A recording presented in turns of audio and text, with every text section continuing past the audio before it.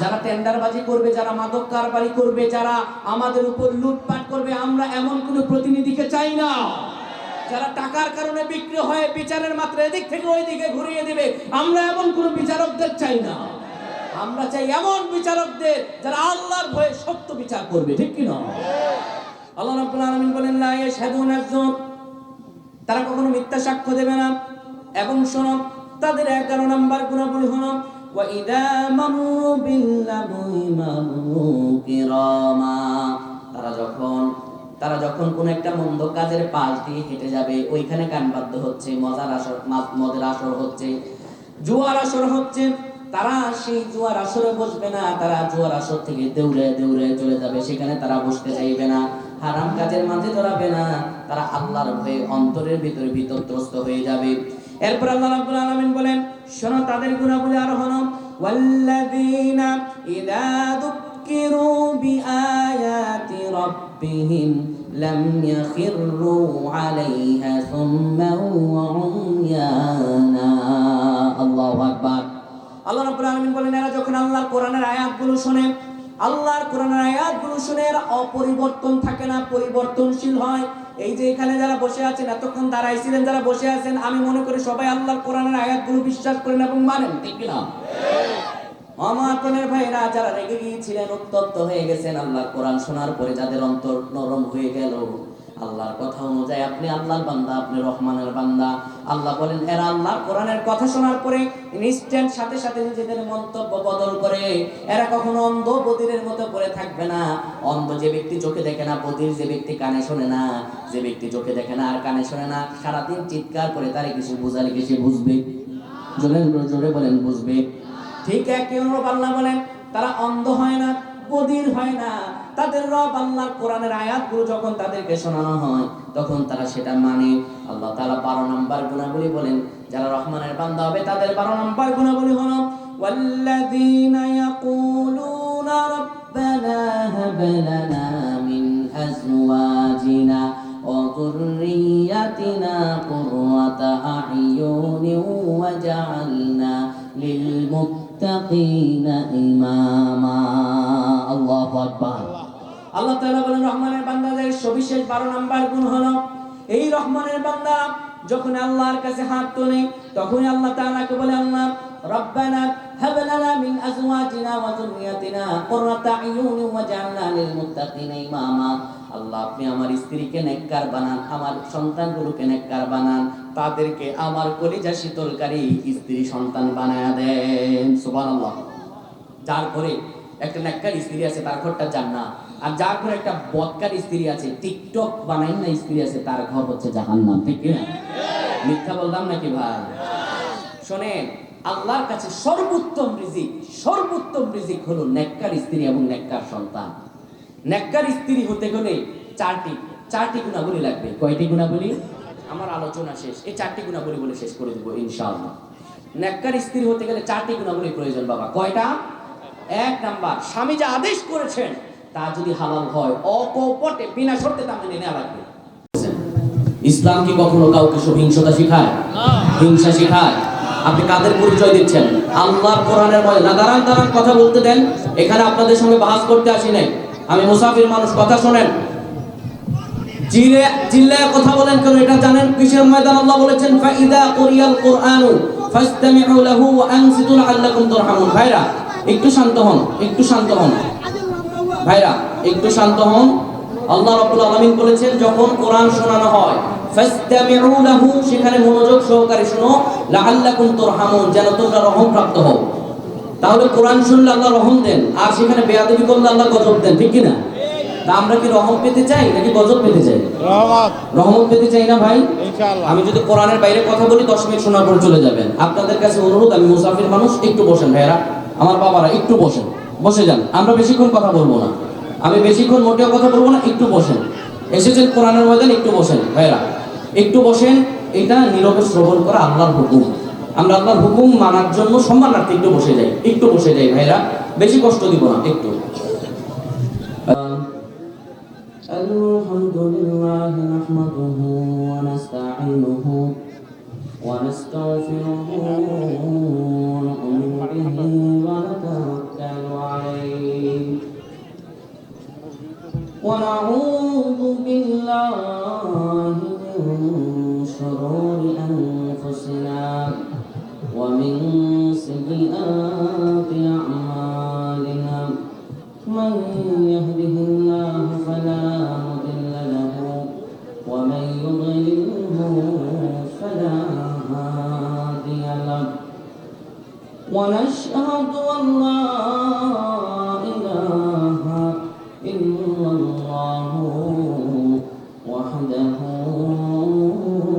لا شريك له وأشهد أن محمدا عبد الله ورسوله أما بعد فقد قال الله تبارك وتعالى في كلامه المجيد وفي فرقانه الحميد একটা জবান বন্ধ রাখবেন না সকলের জবানকে খুলে আওয়াজকে সমুন্নত করে সকলে পড়েন আউযু বিল্লাহি মিনাশ শাইতানির রাজিম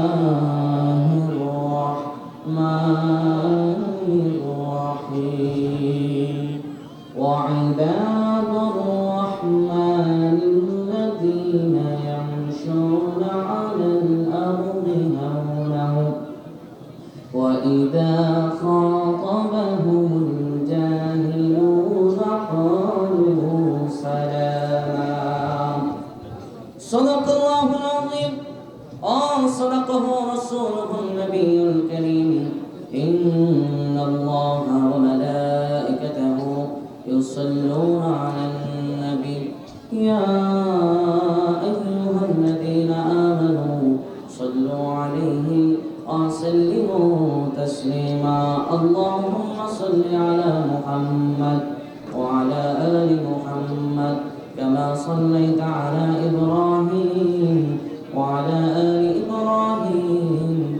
إنك حميد مجيد اللهم بارك على محمد وعلى آل محمد كما باركت على إبراهيم وعلى آل إبراهيم إنك حميد مجيد لما كتب ذلك شمد الخبيث المباشر تفسير القرآن محفل আল্লাহ দরবার শুকরিয়া জ্ঞাপন করছি যে রব্বুল আলামিন আমাদেরকে জরাজীর্ণ সময় ক্লান্ত সময় রাত যখন গভীর হওয়ার উপক্রম ঠিক সেই সময় সকল অলসতাকে কাটিয়ে দিয়ে কোরআনের এই মজলিসে আসার তৌফিক দান করেছেন এজন্য আল্লাহ রাব্বুল আলামিনের দরবার শুকরিয়া গুজার করছি আলহামদুলিল্লাহ আলহামদুলিল্লাহ আর শুকরিয়া ও সুজুদ আদায় করছি সেই মহান শাশ্বত রব আল্লাহ পাক রব্বুল আলামিনের প্রতি যিনি বিশ্ব মানবতার মুক্তির দূত ফখরে দো জাহান হুজুর দো আলম কুল কায়নাতের নবী সকল নবীদের শিরোমণি হুজুর আকরাম হযরত আহমদ মুহাম্মদ মুস্তাফা সাল্লাল্লাহু আলাইহি ওয়াসাল্লামের উম্মত হিসাবে এই পৃথিবীতে প্রেরণ করেছেন এজন্য আবার শুকরগুজার করি আলহামদুলিল্লাহ আলহামদুলিল্লাহ গৌর সত্য কণ্ঠে কণ্ঠকে উচ্চ করে আল্লাহর ভালোবাসাময় কণ্ঠে সকলে পড়ছি রব্বানা লাকাল হামদ হামদান কাসীরান طيبا মুবারাকান ফি প্রশংসা করলাম কার আল্লাহ সব সময় প্রশংসা করব কার আল্লাহ বিপদে পড়লে প্রশংসা করব কার আল্লাহ সুখে থাকলে প্রশংসা করব কার আল্লাহ দুঃখে থাকলে প্রশংসা করব কার আল্লাহ সর্বসময় একজনের প্রশংসা করব তিনি কে আল্লাহ আল্লাহ রাব্বুল আলামিন সম্মানিত ভাইরা আজ 17 ডিসেম্বর গতকাল 16 ডিসেম্বর মহান বিজয় দিবস ছিল কিন্তু আফসোসের সঙ্গে বলতে হয় বাঙালি জাতি হিসাবে যদিও আমাদের বিজয় দিবস পালিত হয়েছে কিন্তু একজন মুসলমান হিসাবে আমার হৃদয়ে বিজয় দিবসের আন্দোলন আমার হৃদয়ে বিজয় দিবসের কোনো অনুভব কোনো শান্তি প্রকাশ পায় না কেননা আমি যখন বিজয় দিবস পালন করছি বাংলাদেশের বাহিরেও বিভিন্ন জায়গায় বিভিন্ন কান্ট্রিতে যেই কোনো জায়গায় আমার মুসলমান ভাইদের শরীর থেকে রক্ত ঝরছে ঠিক কিনা আমার হৃদয়ে ঠিক তখনই বিজয় দিবস হবে যখন আমার বাংলার বুকে শুধু নয় গোটা বিশ্বের বুকে কালিমার পতাকা পটপট করে উঠবে সুতরাং আমাদের বিজয় ঠিক সেই দিন আর এই বিজয়কে যদি আমরা আঁকড়ে ধরতে চাই আল্লাহ আমাদের বলেছেন তোমরা একত্রবদ্ধ হও আল্লাহর রজ্জুকে আঁকড়ে ধরো ওয়াতাসিমু বিহাবলিল্লাহি জামিআ ওয়ালা তাফাররাকু, তোমরা আল্লাহর যুগে আঁকড়ে ধরো, পরস্পর বিচ্ছিন্ন হয়ে যেও না। মুসলমানরা যদি একতাবদ্ধ হয়, কোন নাস্তিক, কোন মুরতাদ আমাদেরকে পরাজয় বরণ করাতে পারবে না। আমরা শুধু নিজেদের মধ্যে দ্বন্দ্ব বিভেদের কারণে আজ নাস্তিক মুরতাদেরা পায়তারা করছে আর তারা আমাদের বিরুদ্ধাচরণ করছে।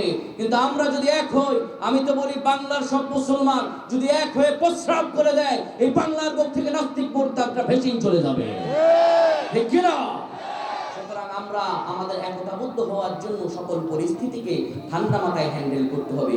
কোনো কিছুতে আবেগপ্রবণ হওয়া যাবে না, কোনো কিছুতে অল্পতে কষ্টও পাওয়া যাবে না, আবার অল্পতে আনন্দিত হওয়া যাবে না। সকল পরিস্থিতি মনে এই যে মোমেন হয় সে, ঠিক না? সম্মানিত ভাইরা, আমি আপনাদের সামনে পবিত্র কোরআন আল কারীম সূরাতুল ফুরকান থেকে তেলাওয়াত করেছি। এখানে আল্লাহ রাব্বুল আলামিন তার বান্দাদের কথা বলছেন, কারা জান্নাতে যাবে। আমরা কি সবাই জান্নাতে যেতে চাই? কথা কোন জান্নাতে যেতে চায়? আপনারা কি রাগ করে আছেন আমি বসাতে এখানে? আমার সাথে কোনো রাগ আছে? আপনারা আমার ভাই না? আপনি আমার মুসলমান ভাই। আপনি যে কোনো প্রান্তে থাকেন, আপনার শরীরে যদি আঘাত হয়, সেই আঘাতটা আপনার শরীরে হয় না, সেটা আমার কলিজায় হয়। সুতরাং আপনারা আমার ভাই না? তা আপনারা আমার ভাই বলে ভাইয়ের কথা শুনবেন না? একটু বাবা বসে যান, আমরা পড়ছি। আল্লাহ তাআলা আমাদেরকে জানাচ্ছেন,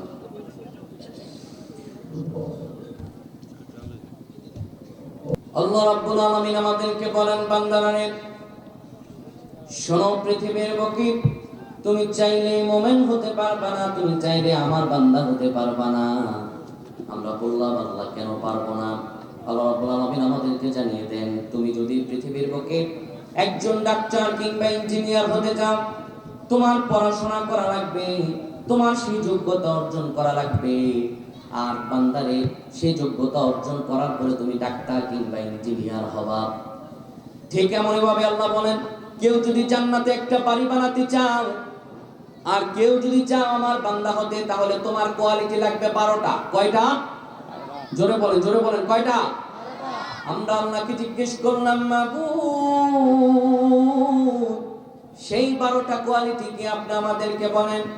আল্লাহ রাব্বুল আলামিন বলেন, ওয়া ইবাদুর রাহমানিল্লাযীনা ইয়ামশুনা আলাল আরদি হাওনা ওয়া ইযা খাতাবাহুমুল জাহিলুনা ক্বালু সালামা। আল্লাহু আকবার। আল্লাহ রাব্বুল আলামিন বলেন, ওয়া ইবাদুর রহমান, রহমানের বান্দা হবে তারা,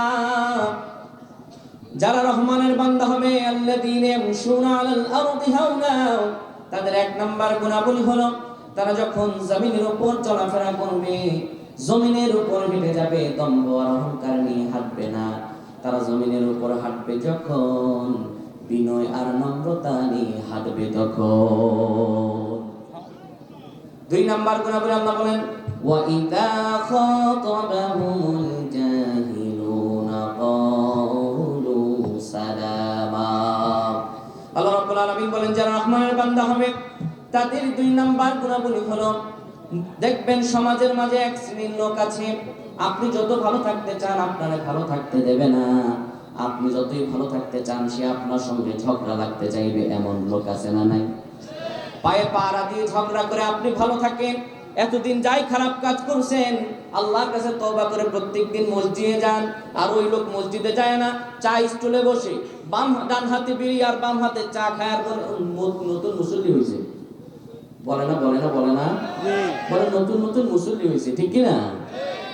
আমার প্রাণের ভাইয়েরা, আল্লাহ রাব্বুল আলামিন বলেন, যখন কোন মূর্খ যখন কোন বড় বড় লোকেরা তাদের সঙ্গে তর্ক করতে আসবে, তারা তাদের সঙ্গে তর্ক জড়াবে না, ক্বালু সালামা, সালাম দিয়ে বিদায় নেবে।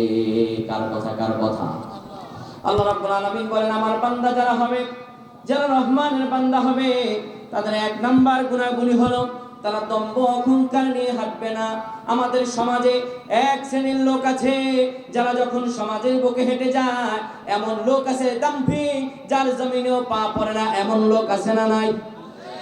দেখবেন, এই তো আপনাদেরকে চক্ষুষ উদাহরণ দেখিয়ে দেই, বিগত সরকারের আমলে যারা ফ্যাসিস্ট ছিল, আপনাদেরকে একদম চাক্ষুষ প্রমাণ দেই। অনেক সময় আমি যখন রাস্তাঘাটে হেঁটে যেতাম, দীর্ঘ লম্বা জ্যাম লেগে যেত। ভাই জিজ্ঞেস করলাম জ্যাম লাগছে কেন? বলে ভিআইপি যায়। কি যায়? আমার পাশে দেখলাম একটা অ্যাম্বুলেন্স দাঁড়ানো, ওই অ্যাম্বুলেন্সের ভিতরে মুমূর্ষু রোগী যেতে পারে না, কারণ ভিআইপি যায়, সাধারণ মানুষের সঙ্গে তার চলাফেরা নয়। আপনি কেমন কেমন জননেতা হলেন, কেমন আপনি জনগণের প্রতিনিধি হলেন? একজন অসুস্থ মানুষ অসুস্থ হয়ে অ্যাম্বুলেন্সে মুমূর্ষু অবস্থায় নড়ে, আর আপনি তাদের সব রাস্তাগুলো বন্ধ করে দিয়ে নিজে চলে যান। আপনি আল্লাহর কাছে প্রিয় হতে পারেন নাই কিয়ামতের ময়দানে। এর কারণে আল্লাহর সামনে দাঁড়াতে হবে, ঠিক না? আগামীর বাংলাদেশে আমরা এমন কোন ভিআইপি কে চাই না যারা সাধারণ মানুষদেরকে ভোগান্তিতে রাখবে আর নিজেরা বিদেশে বাড়ি করবে, দেশের টাকা বিদেশে প্রচার করবে, ঠিক কি না? আমরা এমন কোন ভিআইপি চাই? আমাদের একটাই কথা, আগামীর সংসদ হোক আল্লাহর কোরআনের সংসদ, ঠিক কি না ভাইরা? যেই দলই যাক না কেন ক্ষমতায়, আমাদের কোনো সমস্যা নাই, শুধু আমাদের এক জায়গায় আপত্তি, নাস্তিক আর মুরতাদরা যেন আমাদের সিলেবাস তৈরি না করে, নাস্তিক আর মুরতাদরা যেন আমাদের আইন প্রণয়ন না করে। তারা তো সব আইন প্রণয়ন করে মদ খাওয়ার জন্য। আল্লামা সাঈদী বলতেন, ধর্মভিত্তিক রাজনীতি নিষিদ্ধ করতে চায়, ধর্মভিত্তিক রাজনীতি নিষিদ্ধ করলেই তো বড় বড় বোতল খাওয়া যায়, ঠিক কি না? আর আমরা যখন ধর্মভিত্তিক রাজনীতির কথা বলি, এরা আমাদেরকে বলে মৌলবাদী। আল্লামা সাঈদী বলতেন, আমাদেরকে যারা মৌলবাদী বলো, তোমরা হচ্ছ আগাবাদী। আগায় বসে বেশি নড়াচড়া করবা না, নিচের থেকে এমন করে ঝাঁকি মারবো, মামুর বাড়ি দিল্লি গিয়ে পড়বা, বাংলার জমিনে জায়গা হবে না। আল্লামা সাঈদী আরো বলেছেন, এমন এক সময় আসবে এরা ইন্দুরের গর্ত খুঁজে পাবে না পালাবার জন্য। বাংলার তাওহীদি জনতা তা দেখিয়ে দিয়েছে। সুতরাং আগামীতে যারা ফ্যাসিস্ট হওয়ার বা স্বৈরাচার হওয়ার মতো পরিকল্পনা করছেন, সাবধান হয়ে যান।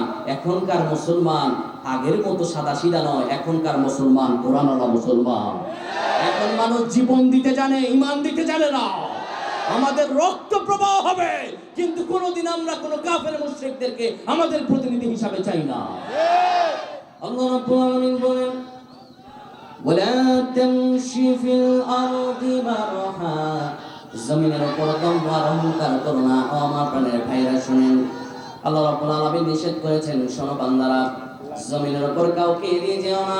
তুমি তো জানো না, জমিনের উপর তুমি যে হেঁটে চলছো, তুমি কি মাটিকে কখনো আঘাত করে ফাটাতে পারবে বান্দা? তুমি কি কখনো পাহাড়কে ধরতে পারবে বান্দা? তুমি দুর্বল, তোমাকে আমি দুর্বল করে বানিয়েছি। তুমি দম্ভ আর অহংকার করো না। কার কথা? আল্লাহর কথা। ও আমার প্রাণের ভাইরা, কি নিয়ে দম্ভ আর কি নিয়ে অহংকার করেন আপনি? অহংকার তো আল্লাহর চাদর। আজকে এখানে যারা উপস্থিত, অনেক বেশিরভাগই যুবক ভাই। ও ভাইরা আমার, একবার চিন্তা করেন, আজ থেকে 70-80 বছর আগে আপনার আমার অবস্থান কেমন ছিল? আপনি পৃথিবীতে আজকে আসার পরে আপনার নাম কত ডাক, কত প্রভাব, কত প্রতিপত্তি, কত খ্যাতি, কত পরিচিতি, কত আপনার ক্ষমতা, এত নাম, এত প্রভাব। কিন্তু আজ থেকে 70-80 বছর আগে এই পৃথিবীর বুকে আপনার আমার বাবা মা যখন বিবাহ করে নাই, তখন আপনার আমার প্রভাব কি পৃথিবীর বুকে মানুষ জানতো নাকি? আল্লাহ রাব্বুল আলামিন আমাদেরকে সেটাই জানাচ্ছেন। আল্লাহ বলেন, হাল আতা আলাল ইনসানি হিনুম মিনাদ দাহরি লাম ইয়াকুন শাইআন মাযকুরা। আল্লাহ রাব্বুল আলামিন বলে, মানুষরে কেমন করে তুমি দম্ভ আর অহংকার করো? তোমার কি এমন কোনো সময় ছিল না যখন তুমি সমাজের বুকে উল্লেখ করার মতো কোনো বস্তু হিসাবে পরিগণিত হও নাই? সমাজের বুকে তোমাকে কেউ চিনত না, কেউ তোমাকে জানতো না, তোমার কোনো নাম ছিল না, কোনো পরিচয় ছিল না। সমাজে আসার পরে আজকে তোমার এত বড় নাম ডাক রে বাংলা। তুমি তো জানো না, তুমি মায়ের গর্ভে আসার আগে তুমি ছিলা মৃত। আল্লাহ রাব্বুল আলামিন আমাদেরকে বলছেন, কাইফা তাকফুরুনা বিল্লাহি ওয়া কুনতুম আমওয়াতান فأحياكم ثم يميتكم ثم يحييكم ثم إليه ترجعون। আল্লাহু আকবার। আল্লাহ রাব্বুল আলামিন বলে, বান্দারে কেমন করে তুমি তোমার রব আল্লাহর সঙ্গে নাফরমানি করো, কেমন করে তুমি কুফরি করো বান্দা। ও কুনতুম আমওয়াত, তুমি তো ছিলা মৃত, মায়ের গর্ভে তুমি কেমন করে এলে? একবার কি বান্দা নিজের দিকে লক্ষ্য করো না? তুমি ছিলা তোমার বাবার স্পার্মাটোজেন আর মায়ের অভাব, পিতার শুক্র কি তার ডিম্বাণু। একটু লক্ষ্য করেন আল্লাহ রাব্বুল আলামিন আপনাকে আমাকে কেমন করে বানালেন। বাবারা যদি একটু লক্ষ্য করেন, কোনোদিনও দম্ভ আসবে না, কোনদিন অহংকার আপনার হৃদয়ে উদ্রেক হবে না। একবার যদি নিজের অস্তিত্ব সম্পর্কে আপনি ভাবেন আল্লাহ কেমন করে বানালেন, রব্বুল আলামিন আমাদেরকে জানাচ্ছেন, মানুষরা কি দিয়ে তোমারে বানিয়েছি তুমি কি জানো নাকি? শোনো বান্দা, ইন্না খালাকনাল ইনসানা মিন নুতফাতিন আমশাজ। বান্দারে, নিশ্চয় আমি মানুষকে বানিয়েছি মিশ্র শুক্রবিন্দুর ফোঁটা থেকে। ও আমার প্রাণের ভাইয়েরা, আল্লাহ কি থেকে বানালেন? মিশ্র শুক্রবিন্দুর ফোঁটা থেকে। আপনার আমার বাবার এক নাপাক পানির ফোঁটা থেকে আল্লাহ বানিয়েছেন। আপনার আমার অস্তিত্ব আল্লাহ এত দুর্বল করে বানালেন, এই জন্য যেন আমরা কোনোদিনও দম্ভ না করি, কোনোদিনও যেন অহংকার না করি। এই জন্য আল্লাহ এমন এক নাপাক পানি দিয়ে বানালেন। আপনার আমার বাবার যদি নাপাক পানি বেরিয়ে যেত, তার ফরজ গোসল করা লাগতো, ঠিক কিনা? এমন এক নাপাক পানি থেকে আল্লাহ বানিয়েছেন। আমার রব আল্লাহ বলেন, বান্দারে, তোমার বাবা মা যখন মিলন হয়ে গেল, তোমার মায়ের গর্ভে তোমার বাবার স্পাম যখন চলে গেল, ওই স্পাম তোমার মায়ের গর্ভে যাওয়ার পরে তোমার আমি কেমনে কেমনে বানালাম, শোনো বান্দা।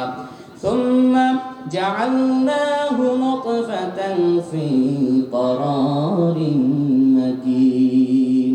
বান্দারে, মায়ের পেটের ভিতরে তোমাকে আমি একটা ইন্টেনসিভ কেয়ার ইউনিটের ভিতরে রেখে দিয়েছি।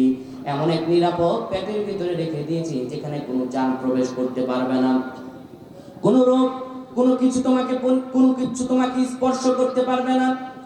মায়ের পেটের ভিতরে সন্তান, পৃথিবীর কোনো বিজ্ঞানী, পৃথিবীর কোনো সাহিত্যিক, পৃথিবীর কোনো ব্যক্তি মায়ের পেটের ভিতরে সন্তানের খাবার সরবরাহ করতে পারে না। আমার আল্লাহ শুধু পারেন। কেমন করে সন্তানকে খেয়ে বড় হবে, মায়ের পেটের ভিতরে কিভাবে সন্তানের বৃদ্ধি হবে।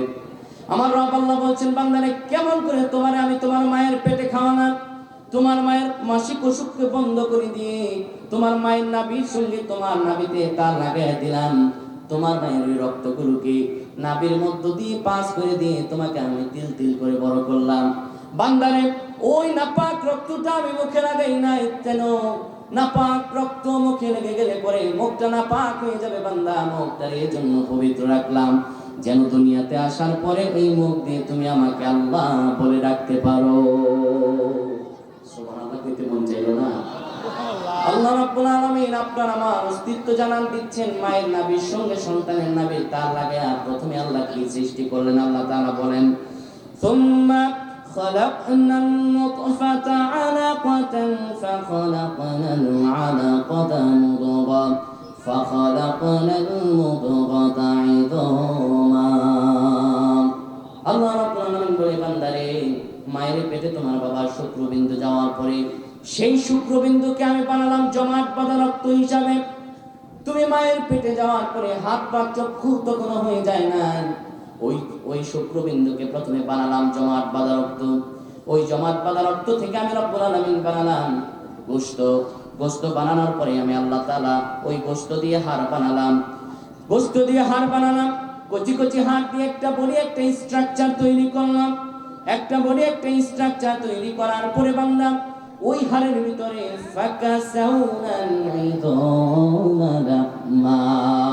চামড়া দিয়ে, গোশত দিয়ে, রক দিয়ে তোমারে আমি সাজায় দিয়েছি। তাকায় দেখো নিজের দেহের উপরে বিন্দু পরিমাণও তুমি খুঁত পাবা না। আল্লাহ রাব্বুল আলামিন এইভাবে বানালেন। আল্লাহ তাআলা বলেন, তারপরে তুমি মায়ের পেট থেকে বের হলা, তুমি কি খাবা? মায়ের পেট থেকে বের হওয়ার পরে তোমার কোনো কান্না ছাড়া কোনো শব্দ নাই। তুমি কে কে করে কান্না করো, কান্না ছাড়া তোমার আর কোনো ভাষা নাই। মায়ের পেটের ভেতর থেকে বের হওয়ার পরে বান্দা কি খাবা? আমি রব্বুল আলামিন তুমি মায়ের পেটে আসার আগে, তোমার মায়ের পেটে থেকে দুনিয়াতে আসার 3 মাস পূর্বে আমি তোমার মায়ের বুকের মাঝে তোমার জন্য খাবার রিজার্ভ করে দিয়েছি। আল্লাহ তাআলা বলছে, বান্দারে, এত ভালোবেসেছি তোমারে আমি। মায়ের দুধের বোটার মধ্যে আমি রব্বুল আলামিন একটা ছিদ্র দিলে পরে ওইটা থেকে দুধ বার হতো আর তুমি খেতে পারতা। কিন্তু মায়ের ওই দুধের বোটার মাঝে আমি রব্বুল আলামিন একটা ছিদ্র দেই নাই। তুমি ছোট্ট মানুষ, মায়ের দুধের ভিতরে একটা ছিদ্র দিলে পরে তুমি টান দিলে দুধটা যদি গলা আটকে যায়। বান্দারে, আমি তোমার জন্য মায়ের ওই দুধের বোটার মাঝে 16টি ছিদ্র দিয়েছি, যেন তোমার গলার মাঝে না আটকায়। তুমি টান দেওয়ার সঙ্গে সঙ্গে যেন আস্তে করে দুধ বেরিয়ে যায়। আমার রব আল্লাহ তাআলা বলছেন, বান্দারে, এরপরে তুমি একটু বড় হলা, 7-8 মাস বয়স, শোয়া থেকে উঠতে পারো, বসতে পারো, কিন্তু হাঁটতে পারো না। 1 বছর হওয়ার পরে একটু একটু হাঁটো, আবার একটু পরে যাও। তোমার বসায় দিলে বসতে পারো, শোয়াই দিলে শুইতে পারো, নিজের গোসল নিজে করতে পারো না, পায়খানা প্রস্রাব করতে পারো না বান্দা। এরপরে তুমি একটু বড় হলা, ঘেটিটা মোটা হলো, শরীরে শক্তি আসলো, আর তুমি নফরমানি করলা, আবার তুমি বয়স্ক হলা। বয়স যখন 40 পেরিয়ে যায়, বান্দার স্ট্রোক করে ফেললা, বাম দিকে ডান দিকে অচল হয়ে গেল, পড়ে গেলা, তুমি বৃদ্ধ হয়ে গেলা। এখন নিজের গোসল আবার নিজে করতে পারো না, নিজের মতো করে নিজে কিচ্ছু করতে পারো না রে বান্দা। তোমার সন্তানেরা তোমার সব কিছু করিয়ে দেয়। কে তোমার আপন? কিসের দম্ভ আর কিসের অহংকার করে মানুষ? অহংকার তোমার আমার কোনো দিনও খাটে না, ঠিক না? কেউ তো আপন নয় আপনার আমার। ও আমার বাবারা, একবার কি চিন্তা করে দেখলেন না? তারপরে যখন আপনার একটা বয়স হলো, মরণ আসলো, রুটা বের হয়ে গেল, কি হবে তারপরে? গায়ের জামা দামি দামি কাপড় কিচ্ছু নেওয়া যাবে না, কিছুই নিতে পারবেন না। গায়ের জামাগুলো কেচি দিয়ে কেটে আপনাকে একদম উলঙ্গ করে দিবে। বাজার থেকে 3 টুকরা কাফনের কাপড় এনে আপনারা আমার বিদায় করে দিবে। সন্তান যার জন্য সম্পদ করলেন, স্ত্রী যার জন্য আপনি নিজের মা বাবাকে পর্যন্ত জুদা করে দিলেন, কেউ আপনারে যাবে না। স্ত্রী ডেকে বলবে তাকে ঘর থেকে বের করে দেন, বাচ্চারা লাশ দেখে ভয় পায়। কারে আপনি আপন ভাবলেন আর কি নিয়ে অহংকার করলেন বাবা। এরপরে আপনি মারা যাওয়ার পরে সঙ্গে সঙ্গে আপনাকে সন্তানাদি স্ত্রী পরিবার পরিজন ত্যাগ করে, শুধু তারাই ত্যাগ করে না, জন্ম থেকে মৃত্যু পর্যন্ত যে ফেরেশতারা কিরামান কাতিবিনা ইয়ামালুনা মা তাফআলুন, আপনি যা করেন মরার আগ পর্যন্ত ওই ফেরেশতারা তা লিপিবদ্ধ করে থাকে। আপনি মরার পরে 2 কাঁধের 2 ফেরেশতাও তখন পলায়ন করে ফেলে, ঠিক না? 2 কাঁধে ছিল যে তোমার 2 জনা পাহারা, তোমারে কেলা ফালাই পলাইছে তাহারা। আপন তুমি কারে বলো, কেউ তো আপন নয়, পৃথিবী ধোকা ছাড়া আপন কেহ নয়, ঠিক না?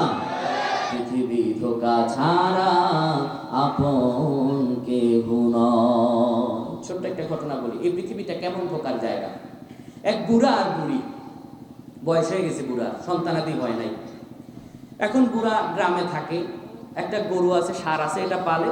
সারাদিন অক্লান্ত পরিশ্রম করে মাঠে ঘাস কেটে এনে বিকালবেলা ওই গরুকে খাবার খাইতে দেয়, ষাঁড়কে খাবার খাইতে দেয়।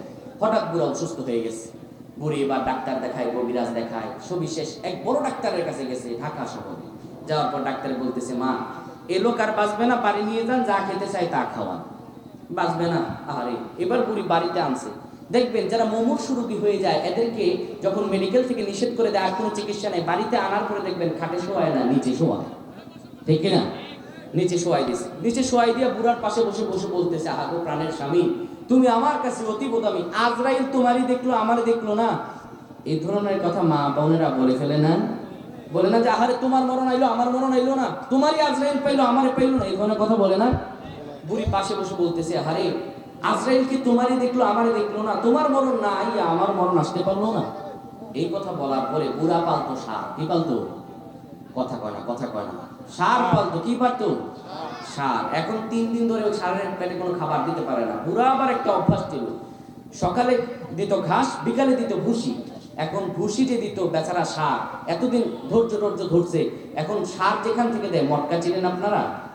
মটকা যেখানে ষাঁড় রাখে, যেখানে হচ্ছে ভুসি রাখে, ষাঁড় এবার কি করবে, ক্ষুধার যন্ত্রণায় দড়ি মুড়ি ছিঁড়ে একদম মটকার ভিতরে মাথা ঢুকাই দিচ্ছে। এখন ভুসি যা ছিল ক্ষুধার যন্ত্রণায় সব খাইছে, ঢুকাইছে তো ক্ষুধার যন্ত্রণায় মাথা টাথা যা হয়েছে ঢুকাই দিছে।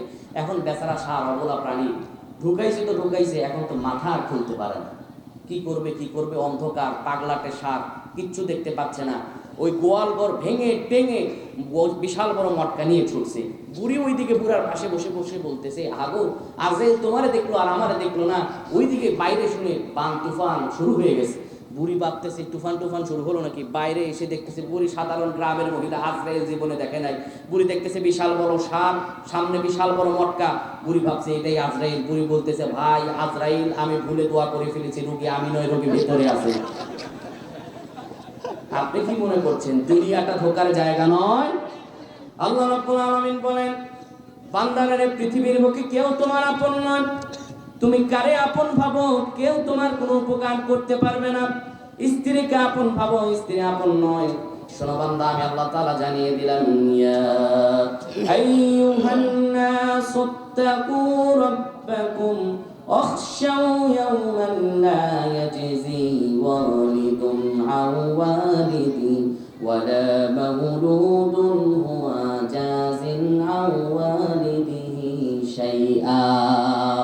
আল্লাহ রাব্বুল আলামিন বলেন, মানুষে তুমি তোমার রবকে ভয় করো, আর ওই দিনকে ভয় করো যেদিন পিতা পুত্রের কোনো কাজে আসবে না, পুত্র পিতার কোনো কাজে আসবে না, পিতা সন্তানের পরিচয় দিবে না, সন্তান পিতার পরিচয় দিবে না।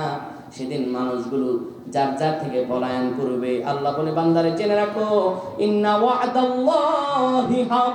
তোমাদের নেতাগুলো কথা মিথ্যা হতে পারে, তোমাদের নেতারা তোমাদের নির্বাচনের আগে এসে বলতে পারে এই লামায় কোনো বেকার ছেলে রাখবো না, কিন্তু নির্বাচনের থেকে জেতার পরে ওই বেকার ছেলেগুলোর হাতে রাইফেল ধরা দেয়, ঠিক কিনা? আমার আল্লাহ বলেন, তোমাদের নেতারা বলতে পারে নির্বাচনে জিততে পারলে সব রাস্তা করে দিব, কোথাও কিছু রাখবো না। আবার ওই নেতারা নির্বাচনে জেতার পরে ওই রাস্তায় রডের বদলে বাঁশও দিতে পারে। আমার রব আল্লাহ বলছে, বান্দারে নেতাদের ওয়াদা আর আমি রব আল্লাহর ওয়াদা এক নয়। ইন্না ওয়া'দাল্লাহি হক, আমি আল্লাহর ওয়াদা সত্য। শোনো বান্দা, ফালা তাগররান্নাকুমুল হায়াতুদ দুনিয়া, বান্দারে এই দুনিয়ার মোহ যেন তোমাকে আল্লাহ থেকে গাফেল না করে দেয়। ওয়ালা ইয়াগররান্নাকুম বিল্লাহিল গরুর, জেনে রাখো যারা দুনিয়ার মোহে আত্মহারা হয়ে যাবা, মরার পরে জাহান্নাম ছাড়া আর কোনো উপায় হবে না। তাহলে রহমানের বান্দাদের এক নাম্বার গুণাবলী পেলাম, তারা কোনোদিনও দম্ভ অহংকার নিয়ে হাঁটবে না, দাম্ভিকতা করবে না। দুই নাম্বার গুণাবলী পেলাম, ওয়াইদা খাতাবাহুমুল জাহিলুনা ক্বালু সালামা, তারা যখন মূর্খ আর অশিক্ষিত বড় বড় লোকেরা ঝগড়া করতে আসবে, এরা ঝগড়া করবে না, সালাম দিয়ে বিদায় নেবে। এবার আল্লাহ রাব্বুল আলামিন তিন নাম্বার গুণাবলী বলেন। আল্লাহ বলেন, ওয়াল্লাযীনা ইয়াবিতুনা লিরাব্বিহিম সুজদাও ওয়া কিয়ামা। আল্লাহ রাব্বুল আলামিন বলেন, রহমানের বান্দা যারা হবে, যারা জান্নাতে একটা অ্যাপার্টমেন্ট বুকিং দেবে, তাদের তিন নাম্বার গুণাবলী হলো তারা রাতগুলো ঘুমিয়ে ঘুমিয়ে কাটাবে না, তারা রাতের একটা অংশে জেগে যাবে, লিরাব্বিহিম, শুধুমাত্র রবের জন্য, সুজদাও ওয়া কিয়ামা, দাঁড়িয়ে দাঁড়িয়ে লম্বা করে সূরা পড়বে আর সিজদা লম্বা করে দিবে। তাদের রাতগুলো ঘুমিয়ে ঘুমিয়ে কাটাবে না, আল্লাহর জন্য তারা কাটাবে। সুবহানাল্লাহ। ও আমার প্রাণের ভাইরা, বিশ্বনবী মুহাম্মদুর রাসূলুল্লাহ রাতগুলো কেমন করে কাটতো? আম্মা জান আয়েশা সিদ্দিকা রাদিয়াল্লাহু তাআলা আনহা বলেন, আমরা অনেক সময় ফজরের সময় দেখতাম বিশ্বনবী মুহাম্মদুর রাসূলুল্লাহর পা মোবারকগুলো ফুলে যেত, নবীজির পায়ের দিকে তাকানো যেত না। ছোট্ট একটা ঘর, আম্মা জান আয়েশা সিদ্দিকা রাদিয়াল্লাহু তাআলা আনহা ঘরে রাসূলুল্লাহ থাকেন। তাহাজ্জুদের সময় নবীজি আমার দাঁড়িয়েছেন, ছোট্ট জায়গা, সিজদা দেওয়ার মতো কোনো জায়গা নাই। যখন রাসূলুল্লাহ নামাজ পড়ছেন, অনেকক্ষণ কিয়াম করার পরে এবার যখন তিনি সিজদায় যাবেন, সিজদার জায়গায় আম্মা জান আয়েশা সিদ্দিকার পাটা বের করা, রাসূলুল্লাহ পায়ে চিমটি কাটলেন, আম্মা জান পাটা ভেতরে নিলেন, নবীজি লম্বা করে সিজদা দিলেন, আবার সিজদা থেকে উঠলেন, আম্মা পা বের করে ঘুমালেন। সুবহানাল্লাহ। এবার বলেন তো দেখি, আমার নবীজির কি কোনো গুনাহ ছিল নাকি? আমার নবীজির কোনো গুনাহ আছে? আপনাদের কোনো সন্দেহ আছে তাই বলতে চাচ্ছেন না, একবার না বলেন, একবার না বলেন। নবীজির কোনো গুনাহ আছে? আমার নবীজির কোনো গুনাহ আছে? আম্মা জান আয়েশা সিদ্দিকা রাদিয়াল্লাহু তাআলা আনহা রাসূলুল্লাহকে জিজ্ঞেস করলেন, ইয়া রাসূলুল্লাহ সাল্লাল্লাহু আলাইহি ওয়াসাল্লাম, ওগো নবীজি আমার, কেন আপনি এই রাতগুলো কাটান? ওয়াকাদ গাফারাল্লাহু আলা মা তাকদ্দামা মিন যাকবি ওয়া মা তাআখার। আমার রব আল্লাহ আপনার তো কোনো গুনাহ রাখেন নাই, সব গুনাহ আমার আল্লাহ ক্ষমা করে দিয়েছেন, আপনার মর্যাদাকে সবচেয়ে সমুন্নত করেছেন। তারপরে আপনি কেন এইভাবে রাতগুলো ঘুমিয়ে ঘুমিয়ে কাটান না? কেন রাতগুলো এইভাবে কষ্ট করে দাঁড়িয়ে কাটান? আপনার পাগুলো তো ফুলে গেছে গো নবীজি, এত কষ্ট কেন করেন? আমার নবীজি উত্তর দিলেন, আয়েশা রে, আফালা উহিব্বু আন আকুনা আবদান শাকুরা। আয়েশা রে, আমি কি আমার রব আল্লাহর শুকরগুজারি বান্দা হব না রে আয়েশা? ও আয়েশা, তুমি কি জানো না আমার রব আল্লাহ আমার মর্যাদা সবার উপরে দিয়েছেন, আমার রব আল্লাহ আমার মর্যাদা সবার উপরে দিয়েছেন। আমার নবীজির কোনো গুনাহ নাই। ওই নবীজি যদি এইভাবে রাত জেগে জেগে তাহাজ্জুদ পড়তে পারেন, আমার আল্লাহর জন্য দাঁড়াতে পারেন, আপনি আমি কবে আল্লাহরে দাঁড়িয়ে দাঁড়িয়ে তাহাজ্জুদ করে সেজদা দিছি একটু মনে করেন। এ রাত কি কেটে যাবে ঘুমে অলসে, এই রাত কি কেটে যাবে ঘুমে অলসে। তুমি কি জানবে না তোমার নিজেকে, তুমি কি জানবে না তোমার নিজেকে, প্রভুকে। বলো না বাবা। এ রাত কি কেটে যাবে ঘুমে অলসে, সেজদায় নত হও অশ্রু ছাড়ো, আল্লাহর প্রেমেতে হৃদয় গাড়ো, প্রাণ খুলে সব ব্যথা বলো প্রভুকে, বলো প্রভুকে। এরা কি কেটে যাবে ঘুমে অলসে। আমাদের রাতগুলো আমরা ঘুমিয়ে ঘুমিয়ে কাটাবো না, আমরা একজনের জন্য তাহাজ্জুদের সময় দাঁড়িয়ে যাব, তিনি কে? আল্লাহ। আল্লাহ বলেন তাহাজ্জুদের সময় তুমি যদি দাঁড়িয়ে আমি আল্লাহর কাছে যা চাও বান্দা, উদউনি আস্তাজিব লাকুম, তোমার চাইতে দেরি হবে আমি রব তোমাকে দিতে দেরি করব না। সুবহানাল্লাহ। তাহাজ্জুদ নামাজ সবচেয়ে বেশি সওয়াব হয় কোন ভাবে বললে, একবার সূরা ফাতিহা, তিনবার সূরা ইখলাস। প্রথম রাকাতে যে নিয়ম, দ্বিতীয় রাকাতে ঠিক একই নিয়ম। এইভাবে আপনি কমপক্ষে না পারেন 4 রাকাত, তা না পারেন 2 রাকাত হলেও পড়বেন, আর যদি পারেন 8 রাকাত করে পড়বেন। আল্লাহ তাআলা আপনার ভাগ্য খুলে দিবে, আপনার রিজিকের দরজা খুলে দিবে। সুবহানাল্লাহ। তাহলে ভাইরা, রহমানের বান্দা এবং জান্নাতে যারা অ্যাপার্টমেন্ট বুকিং দিবে, বলছিলাম তাদের সর্বমোট গুণ কয়টা দেখি আপনাদের মনে আছে কিনা। মাশাআল্লাহ 12টা বলছি, কয়টা? 3টা, বাকি আছে কয়টা? এই তো ভালো, আপনারা তো ভালো অডিয়েন্স। এবার আল্লাহ রাব্বুল আলামিন 4 নাম্বার গুণাবলী বলছেন, শোনো। রব্বুল আলামিন বলেন রহমানের বান্দা যারা হবে, যারা জান্নাতের অ্যাপার্টমেন্ট বুকিং দিবে, তাদের 4 নাম্বার গুণাবলী হলো, শোনো বান্দা, ওয়াল্লাযীনা ইয়াকুলুনা রাব্বানা সরিফ আন্না আযাবা জাহান্নাম ইন্না আযাবাহা কানা গরামা ইন্নাহা সাআত মুস্তাকাররান ওয়া মুকামা। আল্লাহু আকবার। আল্লাহ রাব্বুল আলামিন বলেন যারা রহমানের বান্দা হবে তাদের 4 নাম্বার গুণাবলী হলো, তারা যখনই আল্লাহর কাছে দোয়া করবে তখনই আল্লাহ বলবে রব্বানা সরিফ আন্না আযাবা জাহান্নাম, আল্লাহ আপনি আমাদের জাহান্নামের আযাব থেকে বাঁচান, ইন্না আযাবাহা কানা গরামা, যে আযাবটা বড় ভয়ঙ্কর, ইন্নাহা সাআত মুস্তাকাররান ওয়া মুকামা, আল্লাহ যে জায়গাটা থাকার জন্য সবচাইতে অনুপযোগী। আমার প্রাণের ভাইরা, জাহান্নাম কোন মুমিনদের থাকার জায়গা নাকি কাফেরদের থাকার জায়গা? তাহলে যেটা কাফেরদের থাকার জায়গা হয় সেটা কোনো মুমিন থাকতে পারে না। কেননা ভাইরা আমার, দুনিয়ার আগুন যদি দুনিয়ার হাতে লাগে হাতটা জ্বলে যায়, পায়ে লাগলে পরে পা জ্বলে যায়, কিন্তু আমার আল্লাহ বলেন জাহান্নামের আগুন হলো নারুল্লাহিল মুকাদা, এটা আল্লাহর প্রজ্বলিত অগ্নি। জাহান্নামের আগুন যদি কারো হাতে লাগে, যদি কারো পায়ে লাগে, তার হাতটা জ্বলবে না, পাটা জ্বলবে না, সঙ্গে সঙ্গে জাহান্নামের আগুন তার কলিজাটা পুড়ায়া দেবে। এত ভয়ানক আযাব। এজন্যই বিশ্বনবী মুহাম্মদ রাসূলুল্লাহ বলেন তোমরা যখন সালাত আদায় করবা আল্লাহর কাছে 4টা জিনিস না আছে সালাম ফিরাবা না। কয়টা জিনিস? জোরে বলেন, কয়টা জিনিস? 1 নম্বরে তুমি বলো আল্লাহুম্মা ইন্নী আউযু বিকা মিন আযাবি জাহান্নাম, আল্লাহ আপনি আমারে জাহান্নামের আযাব থেকে বাঁচান।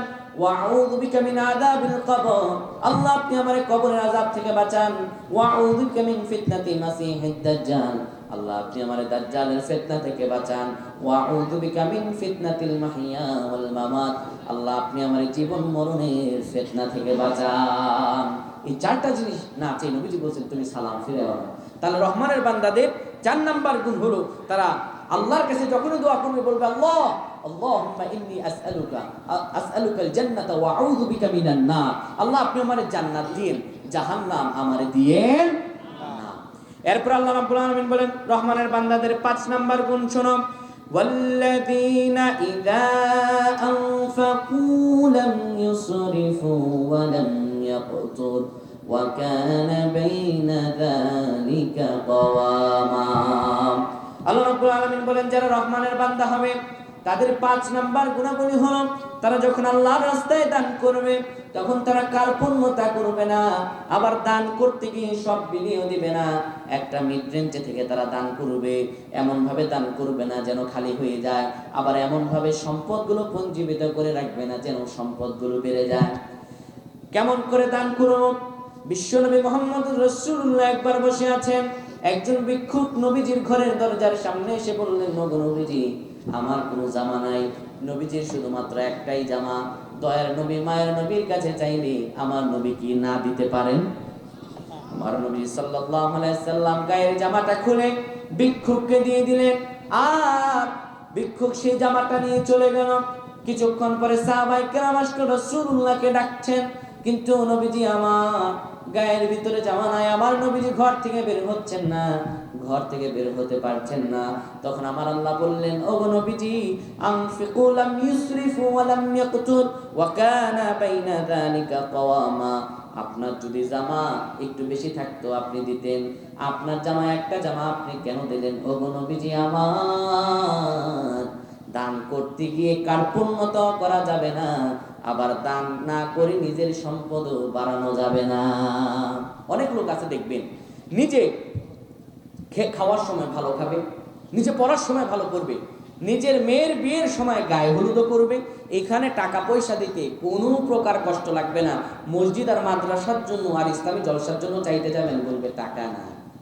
এমন লোক আছে না? না আছে, আছে।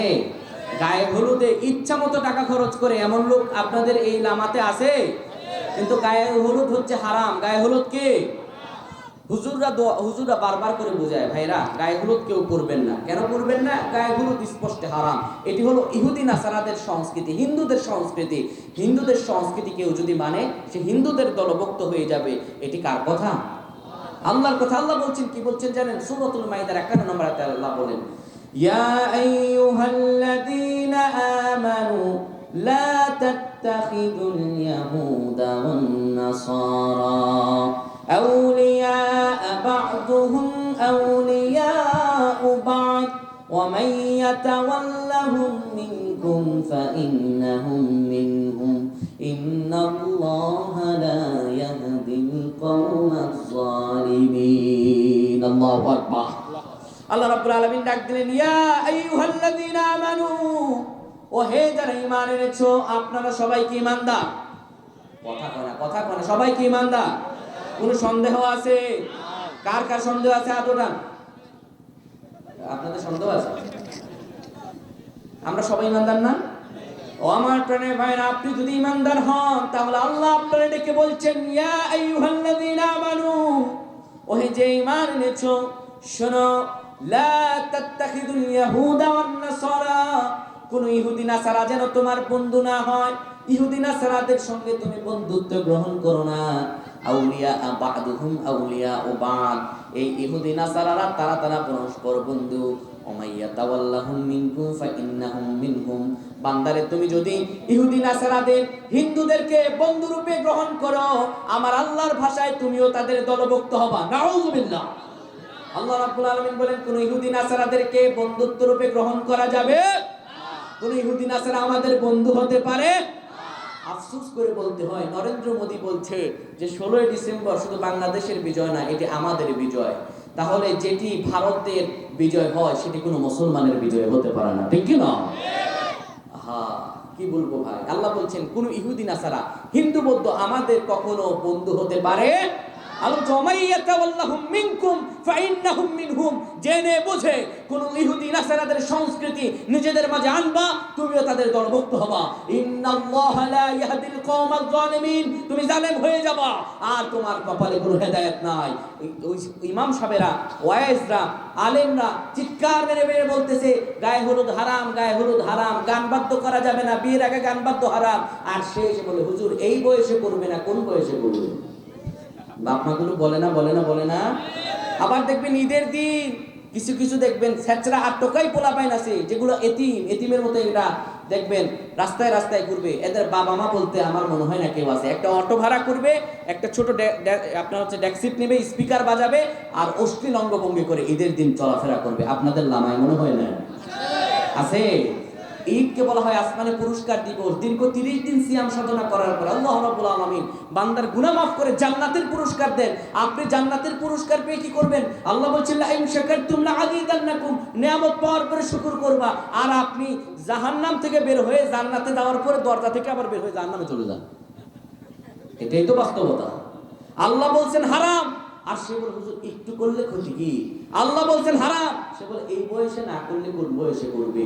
যেই বাবা মা গুলো সন্তানদেরকে উস্কে দেন আর সন্তানগুলোকে গায়ে হলুদ করার জন্য টাকা পয়সা দেন, শোনেন রাসূলুল্লাহ সাল্লাল্লাহু আলাইহি সাল্লামের আবু দাউদ শরীফের হাদিস, মান তাশাব্বাহা বিকওমিন ফাহুয়া মিনহুম, যার সঙ্গে দুনিয়াতে যার আচরণ বিধির মিল পাওয়া যাবে কিয়ামতের ময়দানে তার সঙ্গে তাকে দাঁড়াতে হবে। সুতরাং আপনার আচরণ বিধির সঙ্গে যদি কোনো নেইমার, কোনো মেসি, কোনো ইহুদি খ্রিস্টান, কোনো বৌদ্ধ প্যাগোডার সঙ্গে আপনার সাদৃশ্য মিলে যায়, কিয়ামতের ময়দানে আল্লাহ রাসূলের সঙ্গে আপনার কিয়ামত হবে না, ওই ইহুদি নাসারার সঙ্গে আপনার কিয়ামত হয়ে যাবে। আর এই যে আমাদের সমাজে বিয়ের পরে এত ডিভোর্স হয়, এর প্রথমত কারণ হচ্ছে শুরুটাই হয় হারাম দিয়ে, ঠিক কিনা? আমি বলি বিয়ের আগে দেখবেন গায়ে হলুদের মাঝে বড় বড় আপনার স্পিকার বাজিয়ে গান বাদ্য করে, আর ওই স্পিকারের সাউন্ডে মাটিগুলো থর থর থর থর করে কাঁপে। আমি তো বলি বেয়াদব, আজ তুই দুনিয়াতে প্রভাব আর প্রতিপত্তির কারণে স্পিকার বাজিয়ে জমিনকে কাঁপাচ্ছিস, মরে দেখ কবরের মাটি তোরে কাঁপায়া ছাড়বে, ঠিক কিনা? নামাজে ব্যাঘাত ঘটায়, যারা নামাজের সঙ্গে ব্যাঘাত ঘটায়, গায়ে হলুদ করে, এদের সঙ্গে আমাদের কোনো সম্পর্ক থাকতে পারে?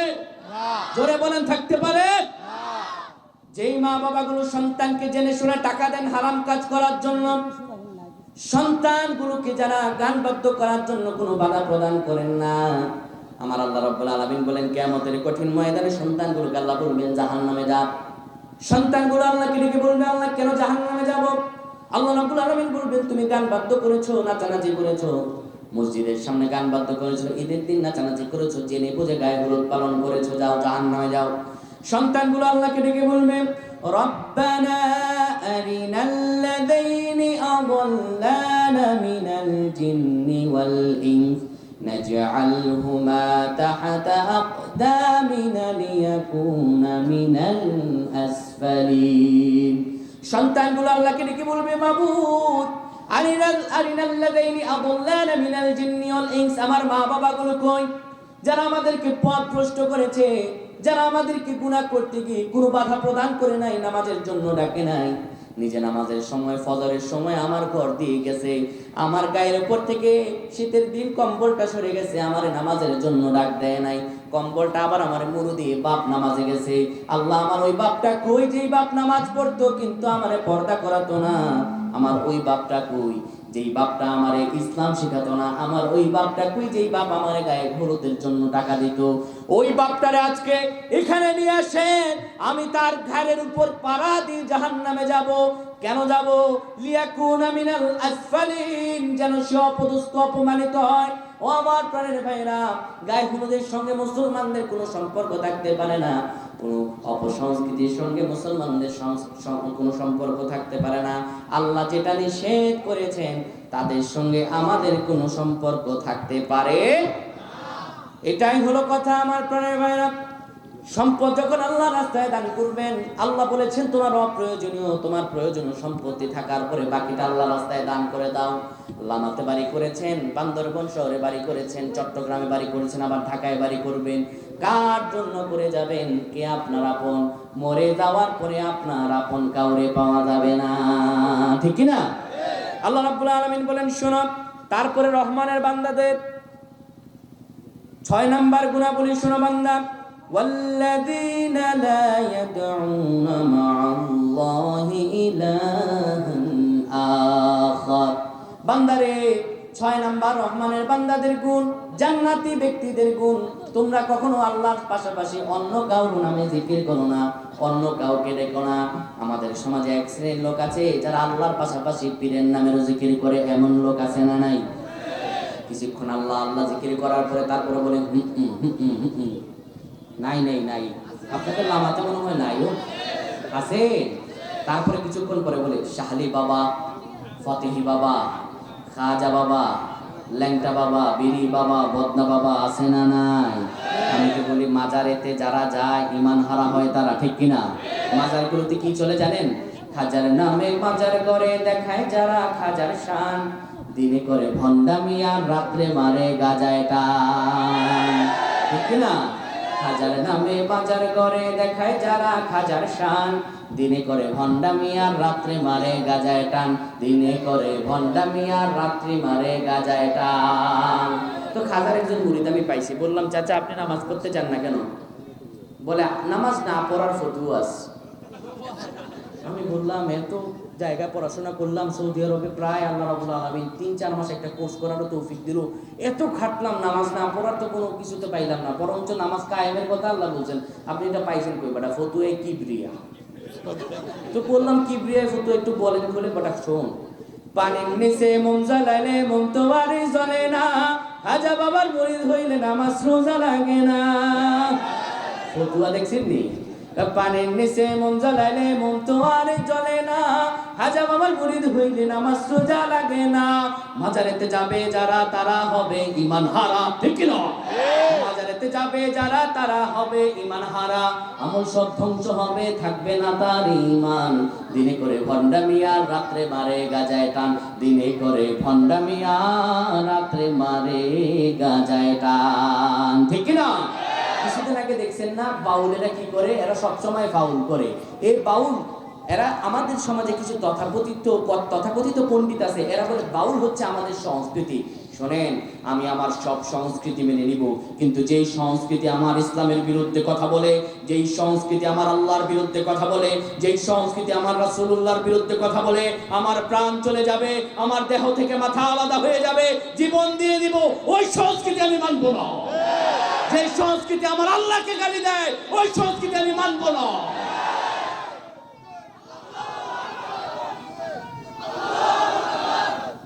প্রিয় ভাইরা আমার, আমরা অবাক হয়ে যাই, এদের পক্ষেও মানুষ কথা বলে, আল্লাহকে যারা গালাগাল করে। আল্লাহ রাব্বুল আলামিন নিষেধ করেছেন লা ইয়াদউনা মা'আল্লাহি ইলাহান আখার, আল্লাহর পাশাপাশি অন্য কাউকে ডাকা যাবে।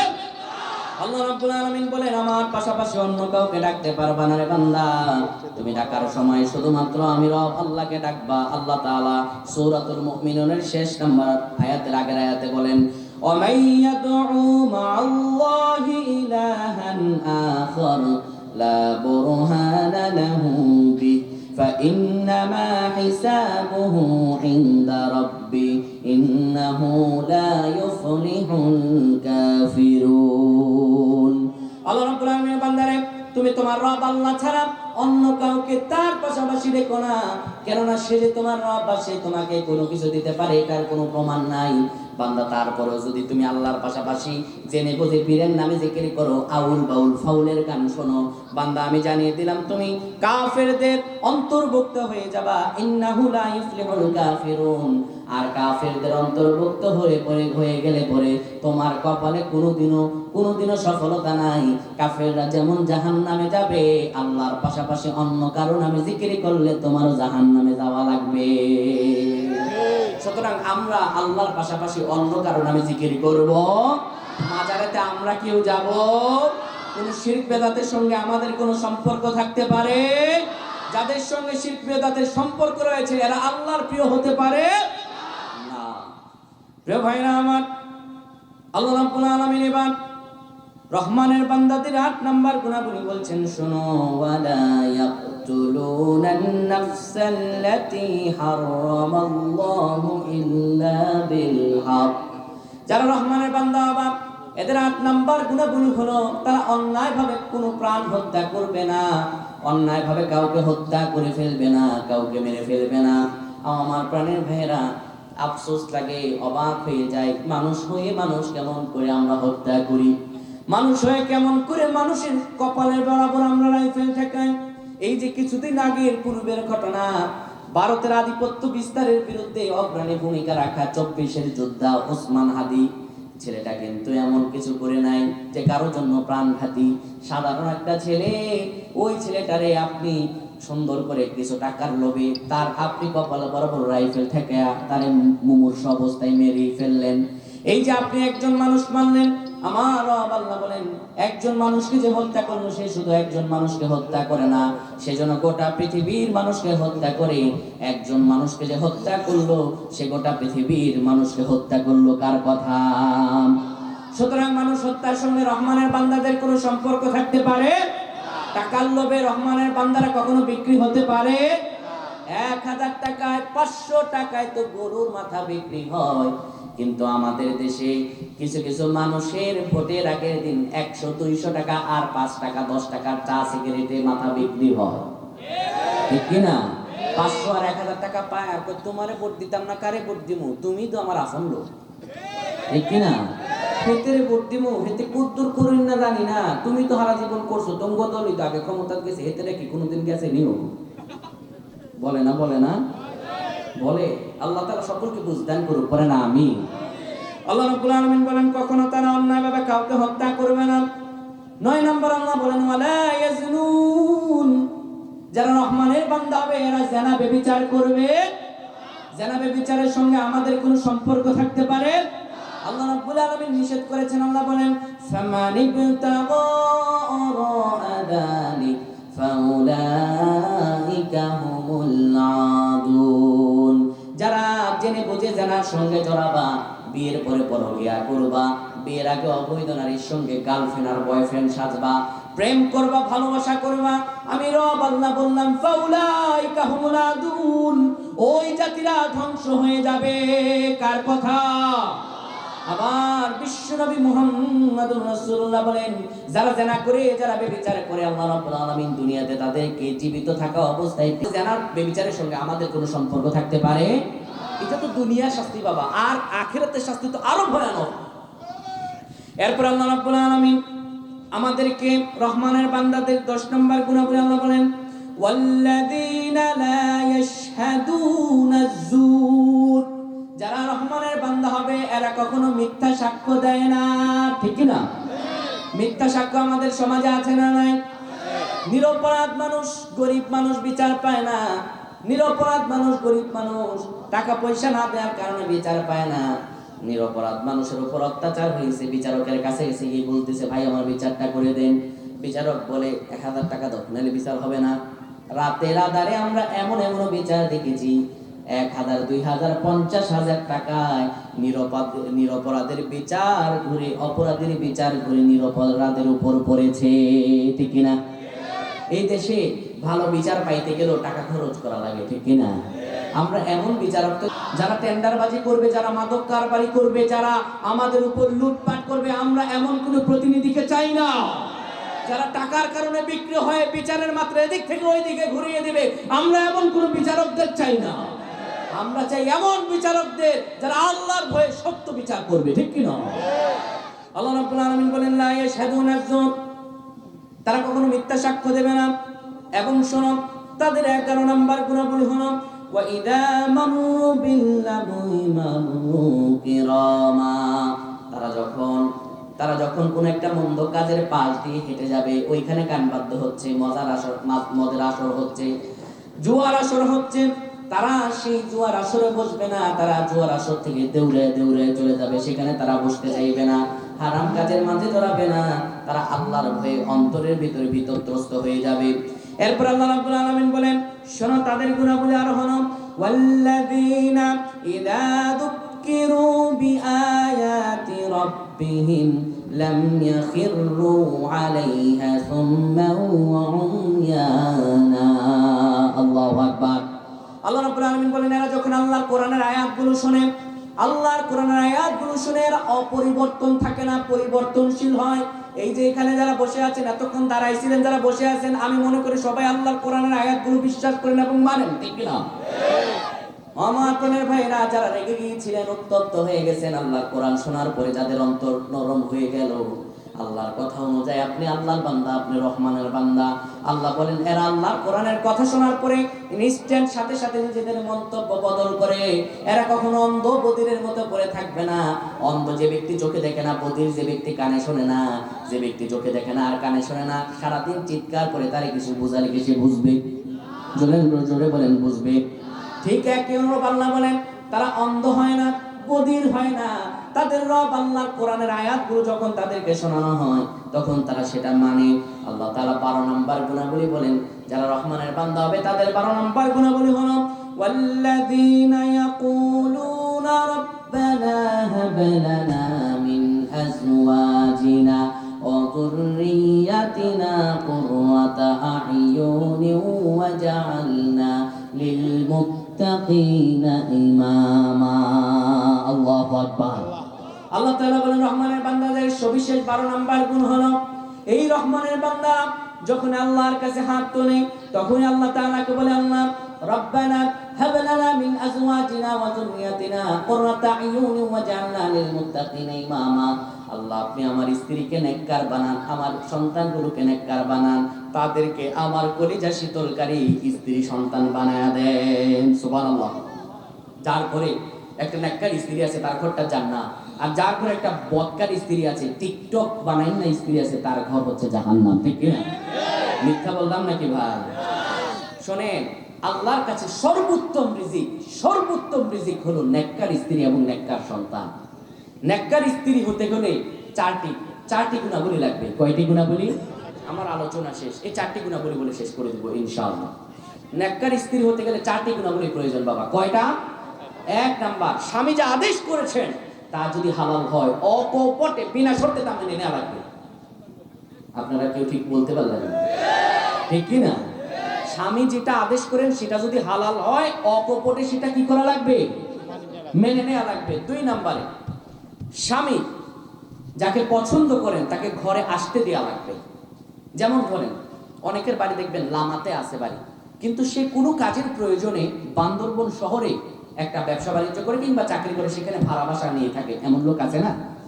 তো বান্দরবনে থাকেন, স্ত্রীর মা অর্থাৎ স্বামীর শাশুড়ি স্ত্রীর মা যেদিন আসবে স্ত্রী স্বামীর ডেকে বলে তুমি চিংড়ি মাছ আনবা, শৈল মাছ আনবা, গরুর মাংস আনবা, খাসির মাংস আনবা, এটা আনবা ওটা আনবা, সব কিছু আনবা।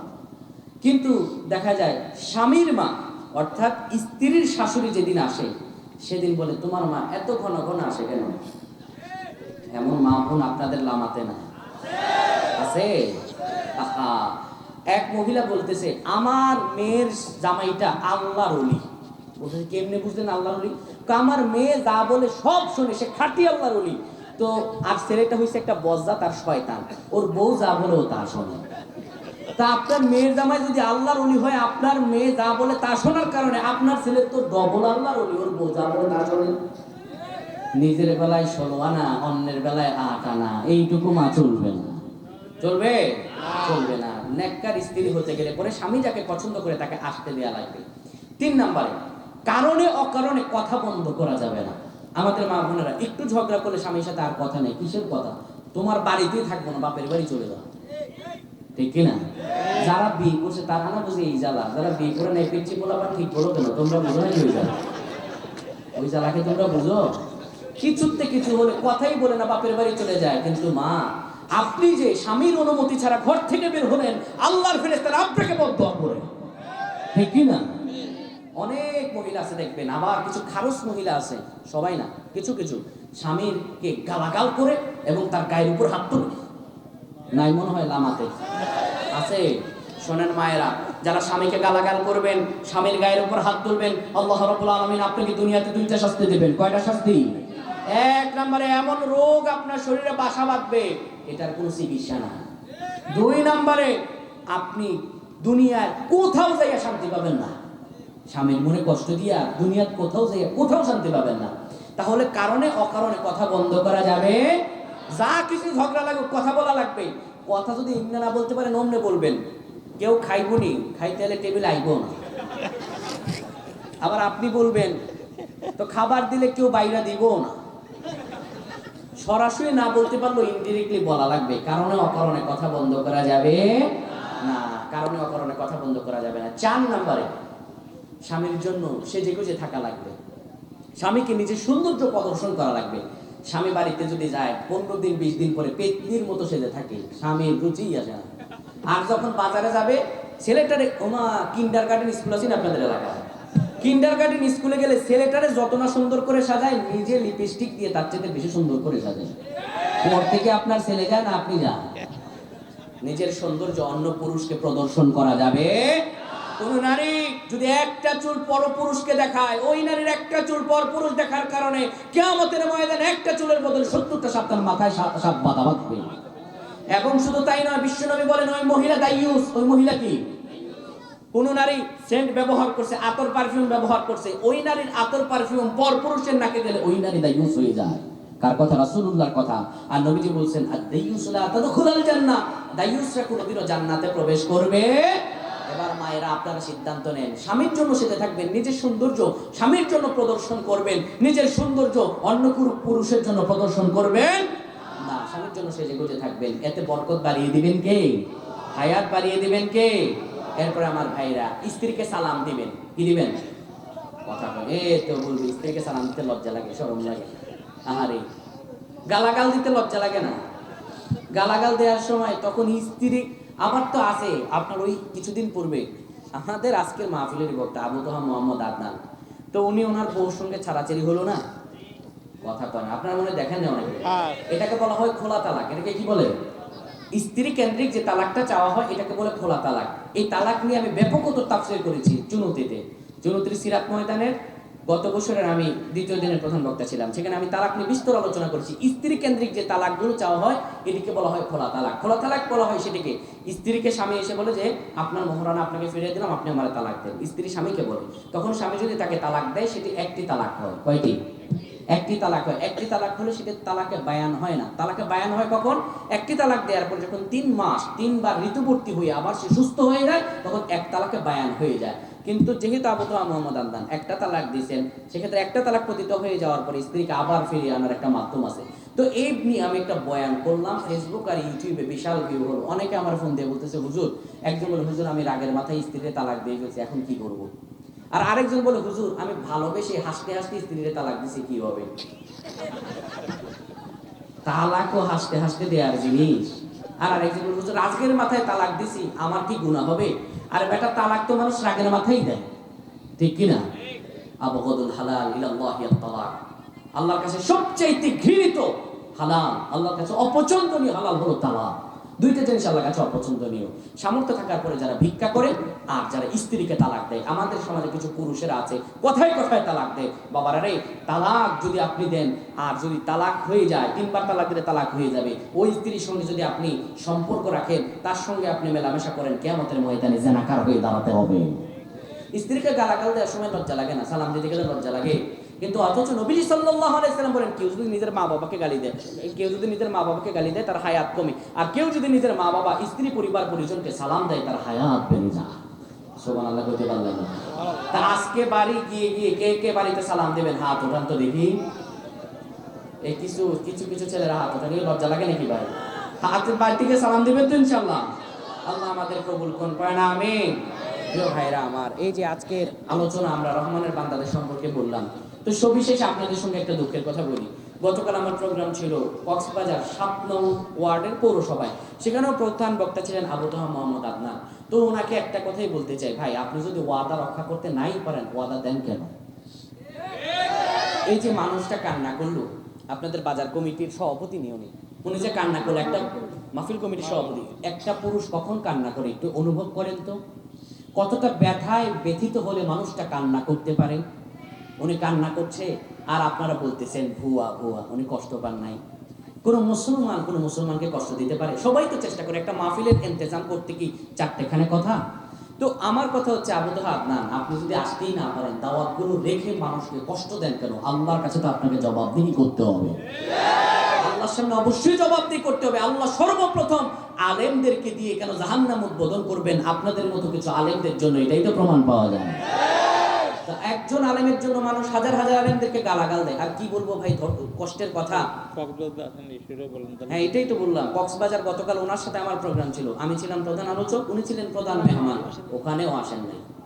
তো এইভাবে মানুষগুলোকে কষ্ট দেওয়ার মানেটা কি?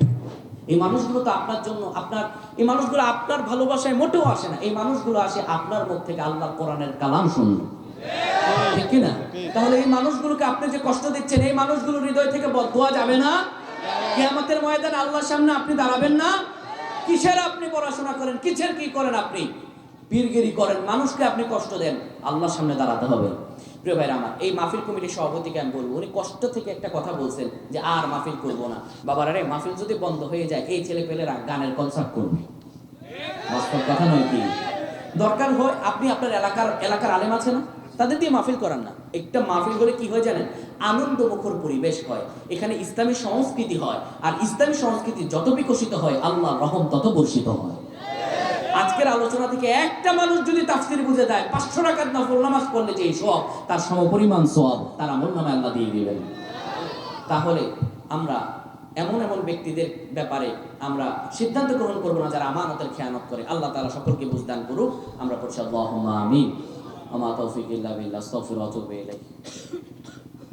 ইকরাম রব্বুল আলামিন আল্লাহ তাআলা মাবুদ মেহেরবান। ঐতিহ্যবাহী জেলা বান্দরবান জেলার লামা অধীন কাঁচা বাজার ব্যবসায়ী সমিতির উদ্যোগে আজ 13তম বার্ষিক সিরাতুন নবী সাল্লাল্লাহু আলাইহি সাল্লাম মাহফিল হলো। আর সে মাহফিলের ইতি টানলাম রব্বুল আলামিন আল্লাহ তাআলা। সেই বিকাল থেকে মাহফিল শুরু হয়েছে, দূর দূরান্ত থেকে আগত মেহমান এসেছে। আল্লাহ আমার যে ভাইয়েরা সেই মাহফিলের শুরু লগ্ন থেকে এখন শেষ পর্যন্ত গোটা কোরআনুল কারীমের বিভিন্ন জায়গা থেকে তাফসীর শুনলেন, যারা কোরআনের কথাগুলো শোনার জন্য পিন নীরবতা লক্ষ্য করে যারা বসে গেলেন, আল্লাহ আপনি দয়া করে মায়া করে আমার সকল ভাইদের গুনাহগুলোকে আপনি মাফ করে দেন। আল্লাহুম্মা আমিন। রব্বুল আলামিন আল্লাহ তাআলা মাবুদ, আমরা কি নিয়ে হাত বাড়াবো আল্লাহ? আপনার কাছে যাওয়ার মতো তো আমাদের কিছু নাই। রব্বুল আলামিন আল্লাহ তাআলা কি নিয়ে হাত বাড়াবো? নিজের জীবনের গুনাহ ছাড়া তো আর আপনার কাছে হাত তোলার মতো আমাদের কিছু নাই আল্লাহ। গুনাহের দিকে তাকালে রব্বুল আলামিন গুনাহ ছাড়া কোনো কিছু দেখা যায় না। নেকের দিকে তাকালে পরে আপনার সুন্দর জান্নাতের আশা করতে পারি না। রব্বুল আলামিন আপনি আমাদের গুনাহের দিকে তাকায়েন না আল্লাহ। আপনি আপনার দয়া আপনার রহম দিয়ে আমাদের সকলের জীবনের গুনাহ মাফ করে দেন। রব্বুল আলামিন আল্লাহ তাআলা আমরা যারা হাত তুললাম জানি না কার মা নাই, কার জানি রে বাবা নাই আল্লাহ। এমন হতভাগা হাত তুলেছে, মাও নাই বাবাও নাই। যার মা নাই রে সে বুঝে রে মা হারানোর ব্যথা কি। মায়ের কবরের সামনে দাঁড়ায় যদি 1000 বার মা মা বলে ডাকে, আর কোনদিন মা সন্তানের ডাকে সাড়া দিবে না। রব্বুল আলামিন আল্লাহ তাআলা যারা মা হারাইছে আজকে মাহফিল শেষ করার পরে বাড়ি গিয়ে আর মায়ের চেহারা দেখতে পাবে না। রব্বুল আলামিন যাদের মা আছে তারা তো বাড়ি গিয়ে মায়ের দেখবে, মা সন্তান বাইরে আছে, মা ঘুমায় না, সন্তানের জন্য দরজায় বসে থাকে। রব্বুল আলামিন আল্লাহ তাআলা ওই মা যার অন্ধকার কবরে, সে ছাড়া রে ব্যথার কেউ বুঝবে না। রব্বুল আলামিন যাদের মা অন্ধকার কবরে চলে গেছে আল্লাহ তুমি তাদের মায়ের কবরগুলো জান্নাতের বাগান বানায়া দাও। আমিন। রব্বুল আলামিন আল্লাহ তাআলা যাদের বাবা নাই, আরে বাবা এমন এক ধন এমন এক রত্ন, বাবার টাকা থাকাটা জরুরি নয়, বাবা থাকাটা জরুরি। যাদের বাবা নাই তারা না বুঝে মাথার উপর থেকে বট গাছটা দেয়। যে বাবা প্রতিদিন সংসার চলে না ঠিক মতো, বাজার সদাই করতে পারে না ঠিক মতো, অল্প বেতনে চাকরি করে, ওই বাবা নিজের জন্য ঈদের দিন নতুন জামা বানায় না, সন্তানের জন্য নতুন জামা বানায় দেয়। রব্বুল আলামিন নিজের ছেঁড়া আর পুরান জামাটা পরে ঈদগাহে যায়, সন্তানের নতুন জামা বানায় দেয়। ওই বাবা যার অন্ধকার কবরে, তারে ছাড়া কে বলো বুঝবে বাবা হারানোর ব্যথা। রব্বুল আলামিন এখানে এমন হক বা হতভাগা হাত উঠাইছে, মাও নাই বাবাও নাই। রব্বুল আলামিন যাদের মা না, যাদের বাবা না, আল্লাহ তুমি তাদের মা বাবার কবরগুলো জান্নাতের বাগান বানায় দাও।